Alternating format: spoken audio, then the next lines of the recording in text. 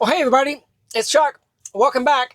We're just going to go on a drive right now. And I wanted to show you, I am up against the curb like I've tested it a few times. My wheels are even on the curb. But we're just going to get going on FSD 14.1 to demonstrate that it does not have the fear of adjacent curbs like it used to at all. So another little quick test there, much improved, a lot better. We're just gonna, I don't know where we're gonna go on this drive. I just want to get more miles under my belt. Just finished a great podcast with Farzad, AI driver, Chris, Dirty Tesla, and Sawyer and myself talking about FSD 14.1. If you didn't see that, it was on his channel. I think he posted it on X. It was a great almost hour and a half chat about FSD 14.1 that we're doing right here. Quick unprotected left turn. We're gonna go out here, do our full NHTSA stop. Two little cars here, not much traffic today. It just finished raining. Clear on the left, clear on the right, little question mark there, straight into the left lane, and away we go. It was raining while we were on that podcast, and I was really thinking, gosh, I need to get out there and do some testing and really see if we can see how the wipers work and how everything in the rain works, if there's any issues. I don't expect there's going to be any issues. There's auto wipers right there. That was good. Just a little bit of water coming up off the front of the car, splashing on the windshield, and it's good. You know, one thing rain presents, and I've seen it go around puddles already, but it's, you know, is a puddle a road hazard that it's going to react around? I don't know. Maybe we'll get a couple examples of that today, or will it just plow through rain? Really good scenario there. I'm going 55. It went around a car in the left lane. I'm in standard mode. We did a lot of talking on the podcast today about these speed profiles and where we're going. A little bit of discontentment around not having the scroll wheel be able to set the max speed. It is a concern I know many of you have, and it's valid, but the point was made, I believe it was made by JD, and it's a very accurate point. Tesla has their sights set on any input is not needed if we're going autonomous. So while we're not autonomous yet, or unsupervised yet, they want to build a system that does not need us controlling the max speed. They want to force the situation. Now, where am I going here? Oh, guess what? I'm sitting here talking. I'm going to go ahead and edit my trip. So I've got FSD South in there. Now I'm going to Gate Express. Let's see where it wants to go. Oh, look what I just gave it. I gave it a, you need to turn right there, and I'm in the far left lane now. So it can't do what it wants to do. The traffic wants to cross these railroad tracks over on the right side, if you can see, but you can't get there from here. So while that was my problem, it's got to deal with it. So what do you think it's going to do? Probably got to wait on the green arrow. Go down here, do a U-turn, maybe line up, and then cross the intersection here in a few minutes. That's probably what I would do if I changed my mind. Yeah, that should be a good one. So that was obviously my fault, but let's see how it solves it. It's just like, you know, any sort of navigation error. But just to end that point on the max speed, I get it. Listen, Tesla does not want to design a system that needs you to fix their map data or you to fix their speeding problem. They need to force the team, force the solution to manage it at an acceptable level. I think everybody's agreeing where we are right now is probably not an acceptable level. It's speeding in some very slow areas that many people are like, listen, if I'm going to be getting the ticket, I don't want to have to disengage to prevent it from speeding. But the team also needs the ability of working on the problem and forcing the function of not having that crutch or ability of controlling the max speed seems to be the path they've chosen. Phil Dewan did make a post. He is an official Tesla account. He is one of the engineers leading the team and working on this. And they made the point about deleting that function was intentional. You know, he even referenced the best part is no part, you know, quote. All right, we are taking we're doing a U-turn. Okay, so we didn't go left. We're doing a U-turn and at a green light. And now what's it going to do? It's going to go straight. So it's remapped basically the way of getting there to go up and around rather than taking that road. I'm not sure I really wanted to go that way. So let's see if I can play devil's advocate and and make it, force it to go the other way. Edit trip, that's and I'm gonna go to FSD South and done. So now, it's gotta go back and do another U-turn. You can see here, I've kind of get a little bit frustrating, but it's gonna find it. There's a U-turn up here. Let's see if I haven't ever done a U-turn going south in this direction. So it's gotta get over, find a good median, and do an oncoming U-turn. Let's see how it does. It definitely is doing a much better job on FSD 14. Kind of, I don't want to say ignoring. Oh, look, it's going to do a right. It got rid of the U-turn. It's going to do a right turn into the neighborhood, a U-turn in the neighborhood, and then another unprotected left back to reroute. Another good solution. I'd consider that perhaps even better than a U-turn on the busy road, because at least you have the protection of the unprotected left here to do that. All right, so here we are. Should be a fairly straightforward unprotected left here. I'm sorry, unprotected U-turn. Nice tight radius. Good. All right, so now we're back to I've done videos at this intersection before. It's definitely an interesting one because of the way the NHTSA stop line is here. There's this big crepe myrtle that's completely blocking traffic, and you got to kind of creep out a little bit differently. Okay, so we got a tiny gap there. Is it going to go for that? Okay, I'm really glad it didn't. And we got okay, so it's going to have to sit here for a little bit. This is not my normal unprotected left, so my own, I don't want to say comfort zone, but my own familiarity with how the traffic flows here is a little bit different. And we have the added dynamic of it's raining now. The wipers are going continuously. It's a drizzle. It's not heavy downpour. All right, there's a tiny gap here.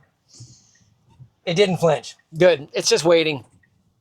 I'm back to the scenario of wondering, is it going to go to the median or not? There is a median, and with a question mark, it can fit. I just don't know if it's going to do it here or not. I have seen ADAS operators doing intersection turns here, so I do know that this is part of their validation. So I'm comfortable they've got some good data set inputs from this turn also.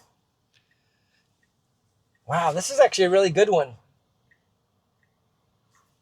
Lots of traffic, hit it just right. And after we do the left, I need to get back in there and delete that route. All right, this car is turning. It's not taking any sort of, okay, after that car slowed enough, oh, this was easy. It just waited long enough and it did it just fine. So one little thing I want to say I felt there, you know when you got an oncoming car like I did just then that's got his blinker on and you think he's going to turn right in, but then they don't turn in and they just forgot they had their blinker on? That's kind of a dangerous situation, right? You know, and just then FSD did not assume that vehicle was turning right. It only started its pre-roll after the trajectory started to decelerate from that other vehicle. Now, it's mapped another U-turn here, and I'm going to go ahead and disengage. I don't want to fight the map anymore, and I was in a situation where I didn't want to interfere with that other car. So I'm going to go ahead and give the right turn option here, and it should remap it. If not, I'm going to force it. The reason is because I wanted it to go across these railroad tracks with its mapping, and it's going to do it here. Let me see if I end the trip and do it.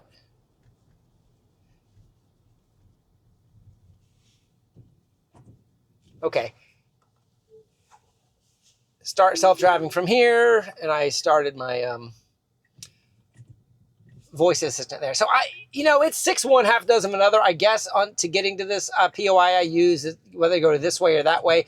But I wanted it to go to the right here, because if I was able to create a scenario of doing a railroad test, this is where I would want to do it. Because I've got a little bit of room here where the car could think it could come up, and then the railroad crossbars come down. Another thing I'm going to look for here is, am I going to get a increased attention required alert? I didn't. I don't see one there. So the last time I got a railroad crossing, I did get an increased attention required alert crossing the railroads. I didn't there. And a few other folks on the podcast we just had said the same thing. They said when the increased attention alert popped up seemed somewhat random and mostly at slow speeds. The second time I got it on my Memorial Park drive was kind of at a high speed, but approaching traffic, which was an interesting, maybe differentiator on those. So I don't think those increased attention requireds that I think is going to be the beginning of us not having any nags is finished yet. I think they need to continue to work on when that is. Perhaps when we're feeling all of these brake taps and the uncertainty that we're getting on some of them that I actually haven't had yet is also kind of another time that increased attention might be required because the car is considering so many options maybe. I don't know. What do you guys think about my position on SAE level 3? Maybe SAE level 3 isn't the right way to talk about it. Maybe I should say zero nag. In other words, I can do something else unless you tell me to pay attention.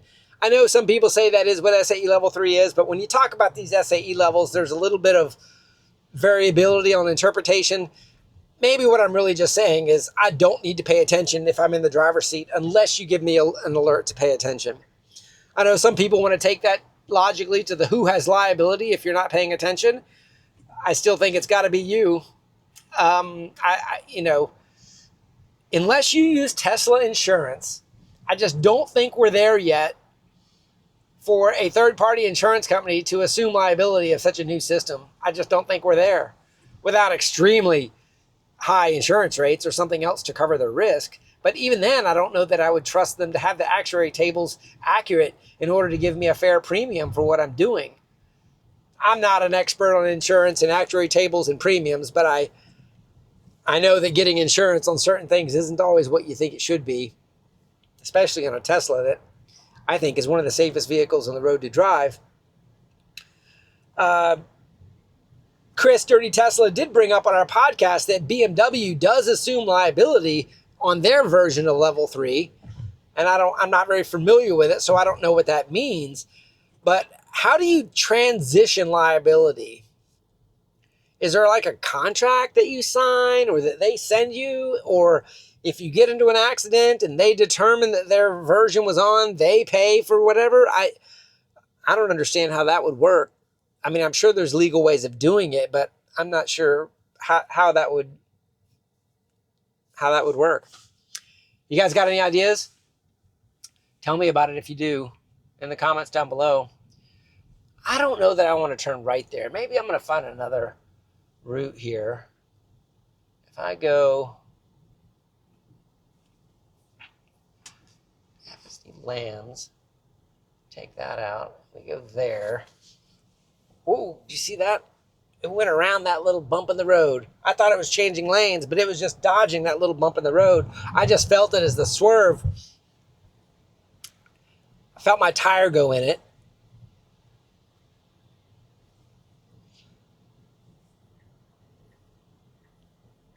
This is probably going to be a pretty boring drive. The system's getting pretty good. I don't know why the rollout stopped. Well, I mean, I can guess why the rollout stopped. I think the rollout probably stopped because of the brake tapping and the lane change inconsistency. Oh, there's the brake taps. Felt it there. 1, 2, 3. And it was kind of like as it was doing its right on red scenario, looking for oncoming cars, you kind of felt a little tap, tap, tap. Everybody's kind of calling it brake stabbing now. Maybe that's what we'll call it for now, because it does kind of feel like these jabs.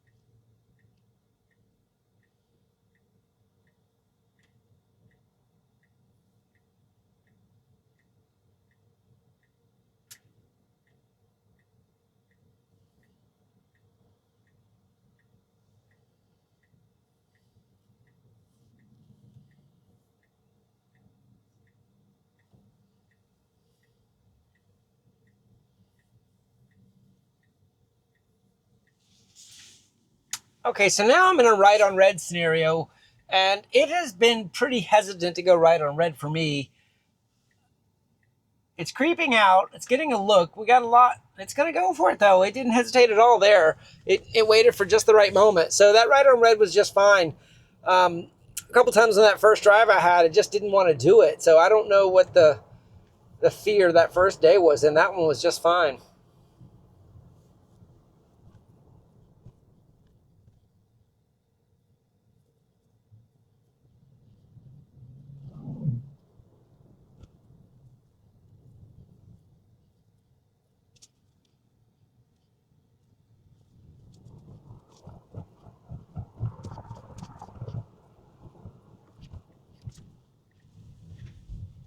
All right, I kind of picked a little bit of a different road here to kind of work around towards this POI at the marina. It's going to kind of take us down through this little neighborhood, I guess you could say. No markings, no road edges, maybe some potholes. I don't see any. It's kind of a rough road.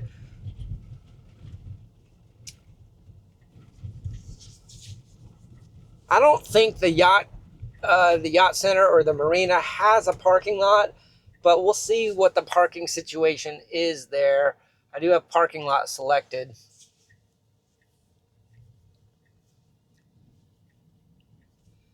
This is all pretty straightforward. We're kind of going up here near a school. I really haven't gotten a school bus scenario to develop yet. It'd be great if something like that happened, but not real sure how to force that without looking like a stalker or borrowing a school bus.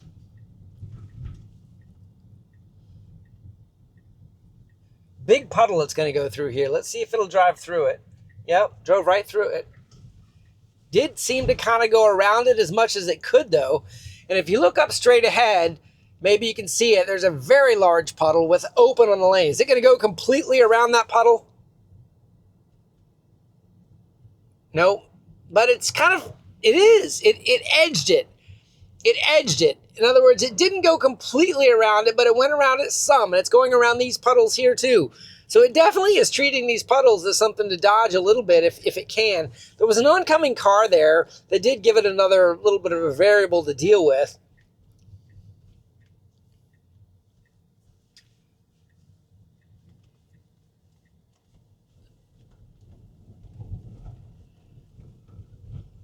I don't know what to... Oh, yeah, there's a little parking lot here at the marina, so let's see what it does. I don't know if there's any open spots or what, but it's straight ahead. It kind of needs to creep a little bit. A little bit of brake tapping there. It's going straight ahead. Going to the left. Yeah, there's plenty of spots here. They're definitely handicapped. Gonna take that angle spot? Nope, didn't do that. Where's it going? What's it gonna do? Is it gonna call that a spot? I think it's a spot. It looks like it called it a spot. I'm fine with that. I'd park here. We're just gonna continue on the next route. It's gotta back out of it.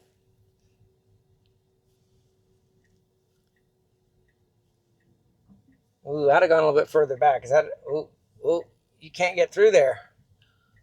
Can you see? I don't know. See, it's it didn't. Is it going to back into that spot to make more room, or is it just going to? It's going all the way back into the parking spot. Check that out. It went. As long as it doesn't go into park, it went into park. What are you doing? We're trying to go. I've even got Home Depot as a... That's interesting. I got Home Depot as the destination, but it reparked at the current spot. I mean, it'll be able to get out of here now because it gave itself a better angle, but instead of going where I told it to go, it kind of got stuck and parked again. Huh. Wonder what was going through your little neural network brain on that one.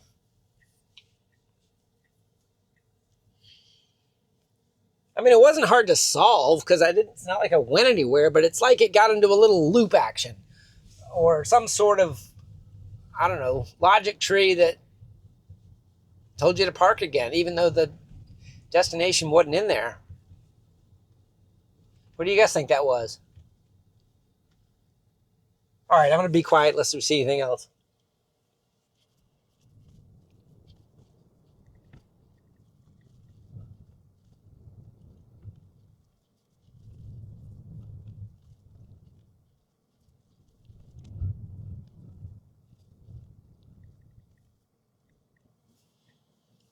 So we're at this intersection where we need to turn right. And it kind of took its time with its NHTSA stop and its creep. And it lost about 2 seconds that it needed, second and a half that it could have gone ahead of the traffic. So just another one of those scenarios as a human. Oh, and it's not going the way the map says to go. Okay, so we went left, and now it's in the center turn lane. Now I'm kind of being a little bit more, well, it is going, it's interesting. It's choosing this way. Okay, so it went into the center turn lane. And I was confused as to where it was going because I don't go to Home Depot this way, but it wanted to go this way. That's fine. But it's using the median as a center turn lane. Now look, that truck behind me did the exact same thing. So now, you know, he's kind of blocking my view a little bit. I've kind of got the right of way. So I kind of need to be a little bit aggressive here. Is it going to be aggressive? Oh, it is. It's nice. It didn't hesitate there like I was afraid it was going to because of its lane change kind of logic right now. So that was good.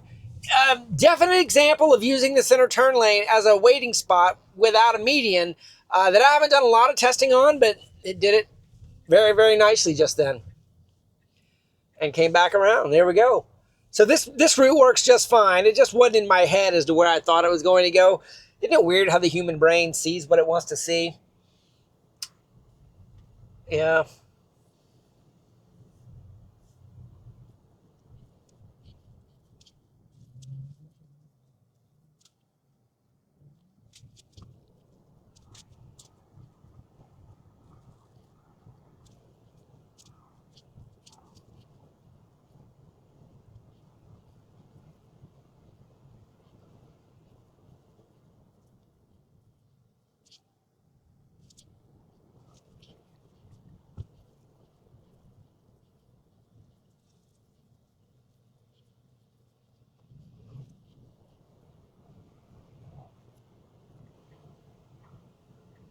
Okay, I changed my destination to Lowe's. To save a little bit of time. I haven't been talking a whole lot. Hopefully I'm fast forwarding for you guys. But it's the angle of this intersection that I wanted to kind of do. Can you see here in the map how it's got this like larger than 100 or 90 degree turn kind of back to the left? The Tesla's always been able to do it, but the interesting thing that can happen is depending on how the cars park, you know, that are waiting on the opposite direction stoplight. If they're way out or way back, sometimes the Cybertruck especially loves to cut this corner short. It kind of doesn't have the right arc, where the right answer is up straight and then kind of line yourself up before you come back in. And then we'll go into the Lowe's parking lot, which is a little bit more of a traditional big box store parking lot, and make sure it, you know, it's got parking lot, and we'll go around and find a spot, and then we'll head back out of there and see if we can get out of the parking lot and then back into traffic. This is a protected left when it comes. I should get a green arrow here. But how the traffic stops in the intersection always makes it interesting, because some people just aren't patient and they'll run the red lights or yellow lights and find themselves stuck out in the intersection. And a lot of these brake stabs, there's our green arrow. I'll stop that point there and see how he came in. And there was absolutely nothing wrong with that. I didn't feel any tugs or any brake stabs or anything. It just did it just fine. That was easy.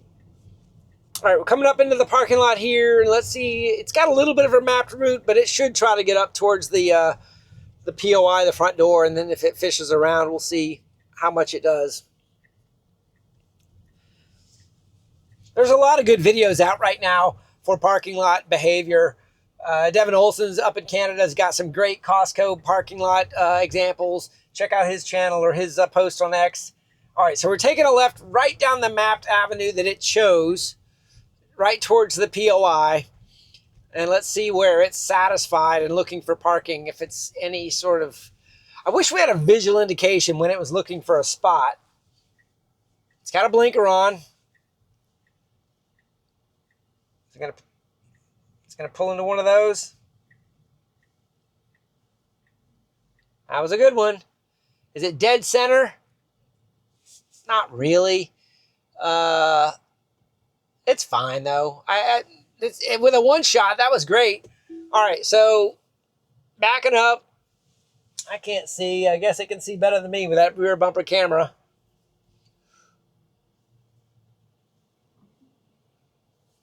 Nice. So it's going to go right back out the way it came then.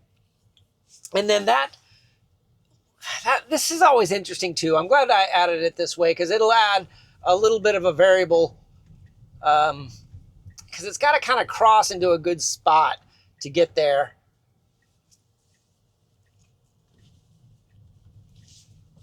It's got some parking lot stop signs too.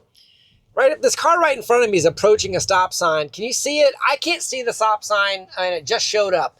So that was a visually identified stop sign right there because it wasn't on the map just a second ago, and it finally got from behind the tree and could see it. So now we're stopping.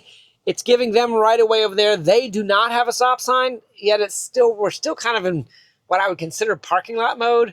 These aren't really roads, but it's honoring the stop sign and waiting and giving way. So now we need to be in this left lane, but look what we've got to do here. Does this make sense? We've got to kind of jump across for a right turn at that same intersection where we just were. We got a bicyclist coming up from the left that it'll have to see and interact with a little bit too. He's kind of slowing down. All right, so now what are we doing here? I got my blinker on. He's waiting from the right. I got cars coming, and he's looking at me like, man, what are you doing? I'm waiting on you, and it's just waiting.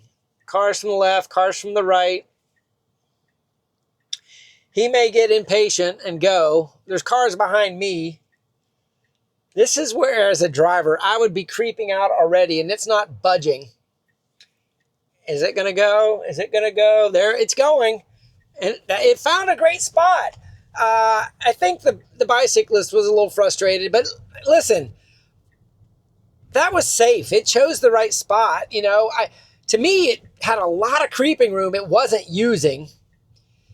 So was it sitting where it was because of the bicyclist and kind of giving that lane in front? That would make sense. I'm not sure. But it did it. So that's the challenge I wanted. That short little coming out of a parking lot, uncontrolled, got to get 2 lanes over for the right turn.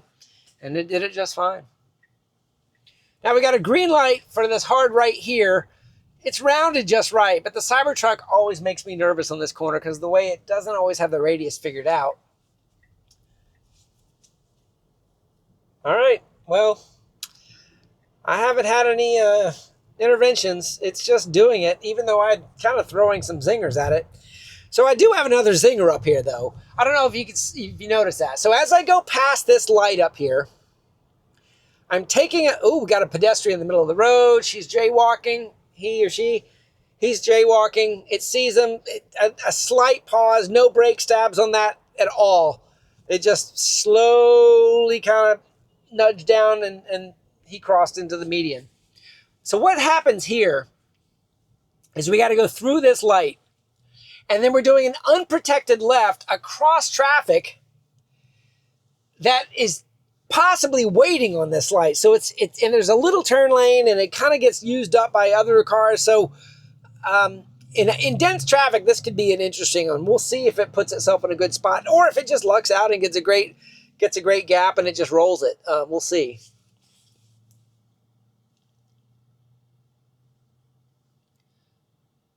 These are little drop off at the house kind of decisions. You know, in my mind, to get to this spot on Astral, you can very easily be taking a left-hand turn at this light. It didn't map that, right? An Uber driver would probably do that versus fight the intersection that is mapped. It should have gotten that left lane. It should have gone left there. And then on one of these little side streets I'm sitting here looking at and get closer to the POI. That's not what it did. So it's going to get lucky, though. Shucks. Okay, so we got a little turn lane here and wide open. But do you see how tight this was and how this can be very easily backed up? But I don't know. I guess sometimes it's better to be lucky than good. All right, so I've got FSD return in there. That'll probably finish up this video. It went through that little puddle. Kind of a rough road here. Not really potholes, but patched roads. God, I need to find some potholes. Isn't it funny when you want them, you don't know where they are, but when you don't want them, they're everywhere? All right, turning right here on Murray. Full needs a stop. Gosh. Ooh, what did it see? It double tapped there. Normally when it double taps, it sees something. I don't know. I didn't see anything. I bet you guys watching this video saw it though, or can find something that you think it saw. Little puddles, kind of straddling the puddles. Couple bikers using the whole lane up here. They kind of saw me and got over, so no big deal there.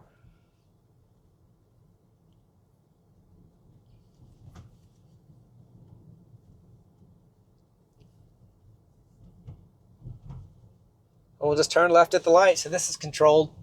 All right, I'll be quiet unless we see something interesting.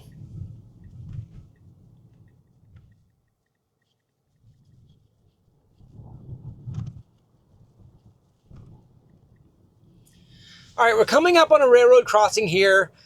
Just a red light. No increased attention required. One of the interesting things is not stopping on the railroad. It stopped there. That was an interesting thing. The stop line behind. It proceeded across the railroad tracks, and now it needs to stop again. And it did.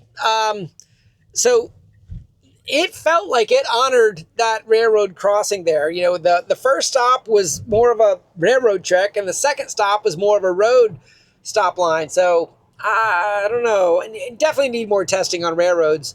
I mean, that was good. I don't know. I can throw a couple more little railroad crossings in up here. Let's see if I do this. Let me go there. Add that in Ortega Forest Drive. You know, it's letting me edit the trip a little bit more than it used to without a nag. Have you guys noticed that? Like, if I fiddle with the screen, it's definitely a little bit more tolerant for that. I used to pay attention to the road, Chuck, every time I fiddle with the navigation. I really haven't had that problem on this version. Oh, you know what? This is a really good one, too. Let's go to Pet Supermarket. Add it. You know what's good is adding a waypoint puts it to the top, too. Is that new? Seems like I was always having to drag them up before. Now when I add a point, it's at the top, which is exactly what I want. Okay, so I've got this in here. Do I have parking lot again? No, parking lot. So here's another railroad. Oh, increased attention required. So I got it that time. But look at this intersection. It's like railroad, yield. I don't know. So it shows that time as increased attention required, but not the other one. I don't know. And then we're going into this parking lot. I think I put the Pet Supermarket down there at the end. So it's just going to kind of hopefully work its way towards the POI and find a spot. Oh, it's going this way. Oh, this is harder. Yeah, it's fine. It's just, it's tighter in here. So this is one of those, I guess it doesn't matter when I'm not driving. All right, so that car is waiting on pedestrians. Oh, he's got his hazards on. Tap, tap, tap, brake stabs there. It didn't go around him, I don't think, until he put his hazards on. Pedestrian there.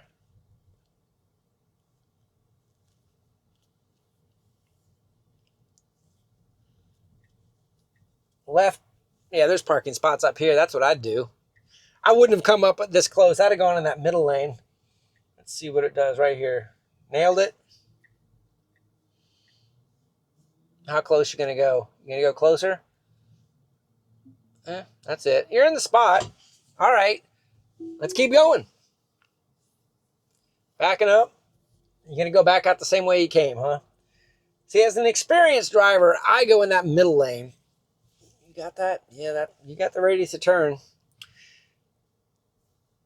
Up here next to the stores, it's just a lot busier. Everybody wants these front row spots, and it's just crowded because there's not really room for cars to get by. So I usually go over there in the middle.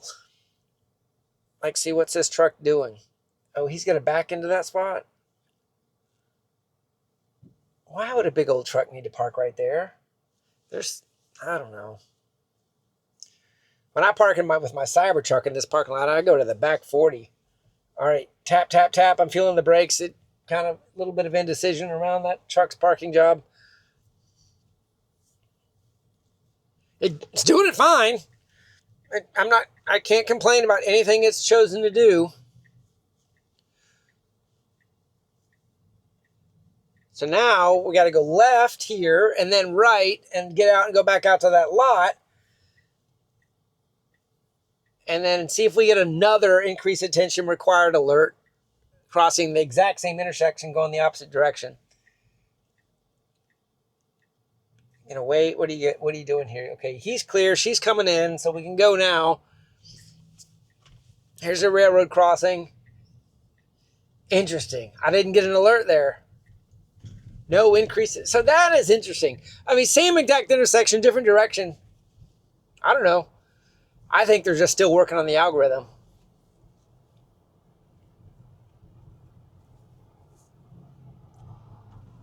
That's what I think.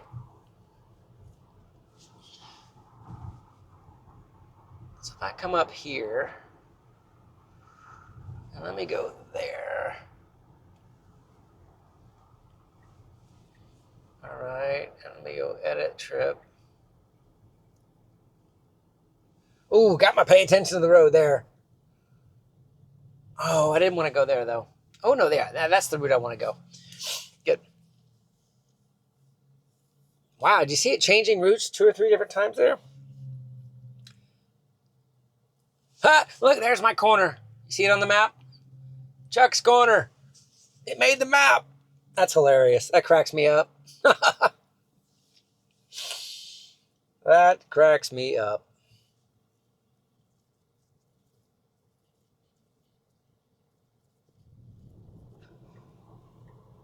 Okay, I'm looking up ahead, and we got an interesting and what I consider a dangerous situation. One of these major intersection lights is flashing yellow, which means the other direction is flashing red. Granted, there are no cars there, but when these major thoroughfares, I'm going 48 miles an hour going through here, and they're flashing. I don't know what the right answer is there. Should it be slowing down? Is it assessing the scenario, determining if it's safe? The most dangerous is when it's flashing red and nobody stops, because a flashing red light's supposed to be a 4-way stop sign. And when people don't do that, it's just dangerous. Maybe that scenario will create itself one day. But just on the other side of this bridge, at the light, we're turning right into a subdivision.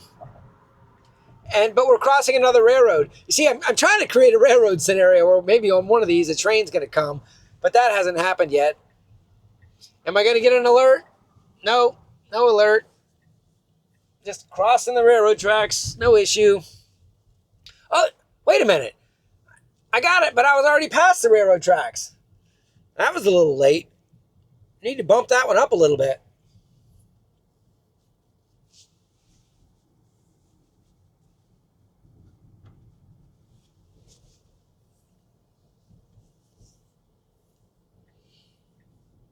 Oh, look at you. You had your blinker on, but you decided to go straight because the map says we're going straight.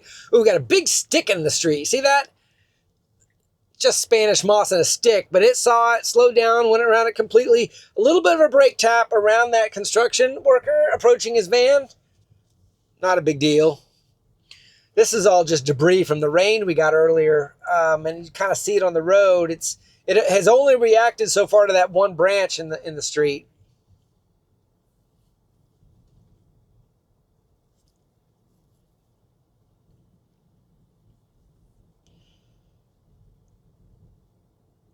It is going around these puddles a little bit, I'm noticing.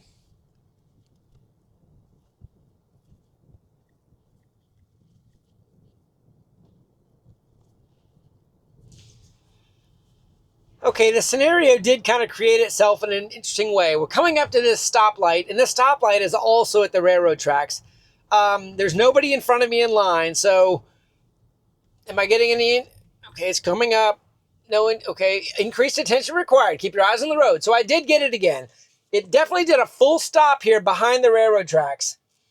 Now, there's room in front of me to go, and there's a car behind me that's like, why aren't you going ahead? There's room for one more car.